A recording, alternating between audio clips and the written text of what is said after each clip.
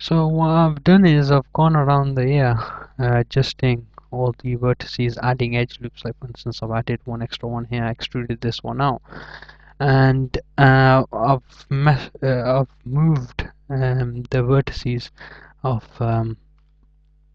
of this area around. I've used a variety of tools, like I mentioned previously. For instance, I worked a lot in the Turbo Smooth. So if you go into in the Turbo Smooth with Turbo Smooth on, so if you turn Turbo Smooth on from the modifier, you can actually go into vertex mode and actually even adjust these slightly. For instance, get the control cage and adjust it. So if you see that allows you to adjust the smooth version, that way you can look at your high detail version and adjust it accordingly. I've done exactly that. I've used the brushes in the freeform brushes, as well as the pull and push tool, shift tool. I used quite a bit of the shift tool.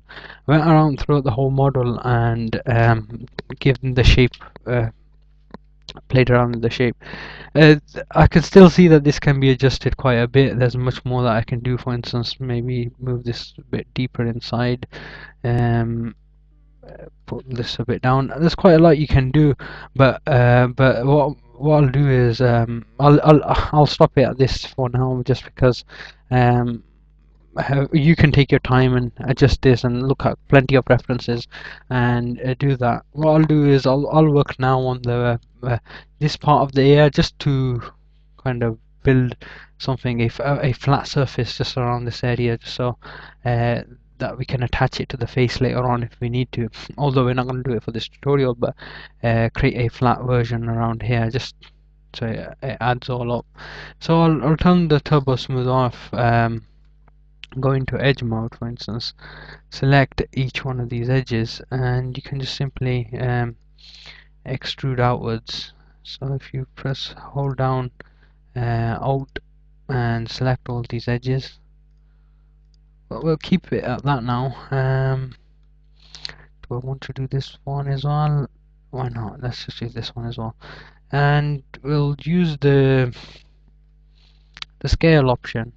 I'll go back down into this view, hold down shift and extrude outwards. There's probably too much there, so let me just move that around. Yeah, for now we'll just keep it at that. I'll scale it back up.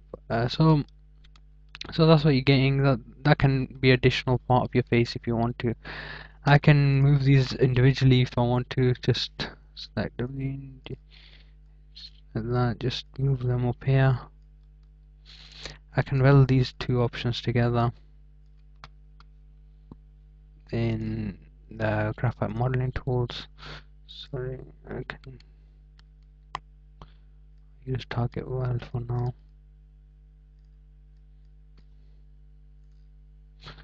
I think my weld settings have changed again. No, they haven't. For whatever reason, that's not working for now. We'll have a look at. Oh, I think I know why. The reason why it's not working is because I was welding the wrong option here.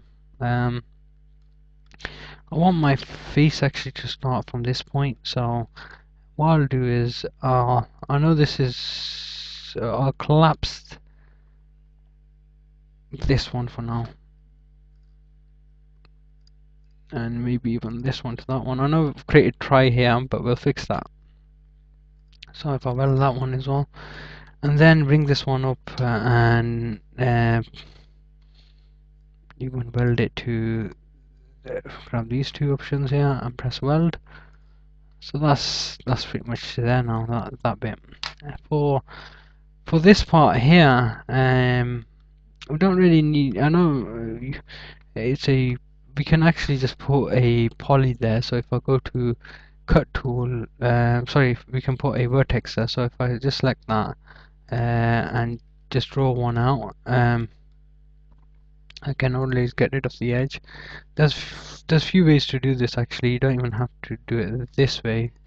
Particularly get rid of that. Maybe get rid of this vertex as well. So that way we've got this area now, and when I create the two faces here, I can actually join them up. So for instance, I can go into edge mode and go back into my shift option, go back here, and extrude these two up bits out.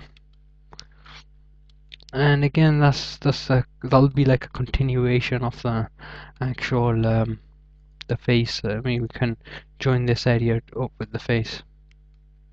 Maybe I want to pull this one out a bit. Just put my target weld on, weld that to that.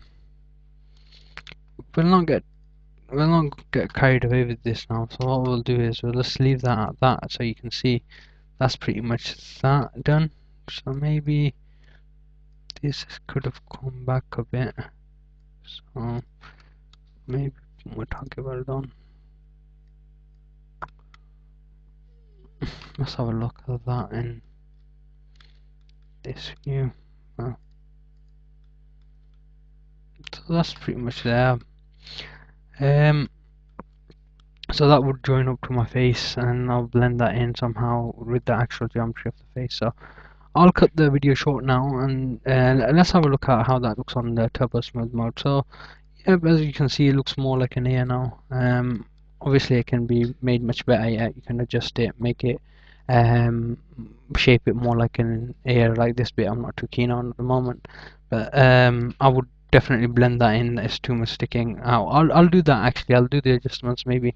If for instance, just to show you the graphite smooth tool again, for something for like that, you could use the flat option. Maybe if you go here and hit flatten, and you could probably use it out in this area here. And that's pretty much doing is just flattening it out. Maybe switch it up with the relax option as well. So if I go up to the relax button, there we go. That. So if I go to the relax option here and use that, you can see that it's pretty much doing that. It's flattening it out a bit because it's going to be the face around here. We don't want it to be too defined. So you can go up to this bit here. So what I'll do is I'll cut the video short here because it's getting a bit laggish. So I'll stop that there.